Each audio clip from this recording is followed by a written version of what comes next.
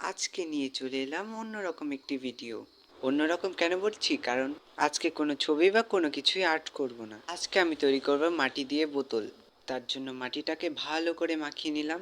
মাখানোর পরে কাদা দিয়ে গোল গোল সার্কেল তৈরি করে একের পর এক বসিয়ে দিয়ে জোড়া লাগিয়ে নিলাম। এরপর তৈরি করলাম বোতলের উপরের অংশ। কিছু মনে করবেন না, ভিডিওটি একটু খারাপ হয়েছে কারণ ক্যামেরা ধরার কোনো লোক ছিল না, নিজে একা একাই পুরো ভিডিওটি করতে হয়েছে। আর হ্যাঁ, এই বোতলে কিন্তু জল খাওয়া যাবে না, কারণ বোতলে জল ঢাললেই মাটিগুলো গলে পড়ে যাবে। তাহলে উপায়? হ্যাঁ, উপায় আছে।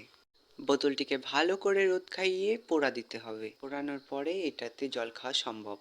এরপর তৈরি করব বোতলের ঢাকনা। ঢাকনাটি তৈরি করার জন্য এখানে আমি নিয়ে নিয়েছি কাদা।